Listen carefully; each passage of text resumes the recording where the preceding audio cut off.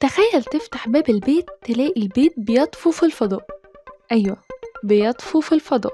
القصة بتبدأ لما والد داني وولتر بيسيبهم لوحدهم في البيت، وبيقرر داني يبحث عن حاجة تسليه، لكن أخوه الكبير مش مهتم بتقضية الوقت معاه لغاية لما بيلاقي لعبة وبيقرر يلعبها. لكن فجأة بيكتشفوا إن اللعبة خدتهم بالبيت بتاعهم للفضاء، وبيبدأوا يعيشوا أحداث كلها تشويق ومغامرة.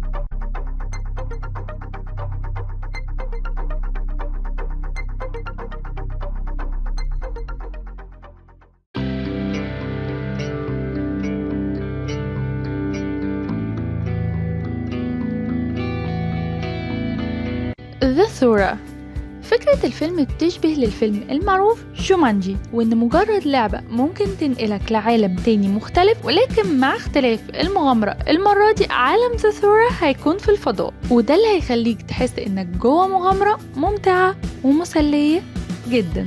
الفيلم من بطولة جوش هاترسون اللي شارك في أعمال تانية ممتعة. لو حابب تشوف حاجة منهم تقدر تشوف ترشيحنا اللي فات Journey to the Center of the Earth، وكمان فيلم Journey to the Mysterious Island. ومع لايك وسبسكرايب هتقدر تتابع كل جديد معايا أنا دعاء إبراهيم في ترشيحات من behind the scene.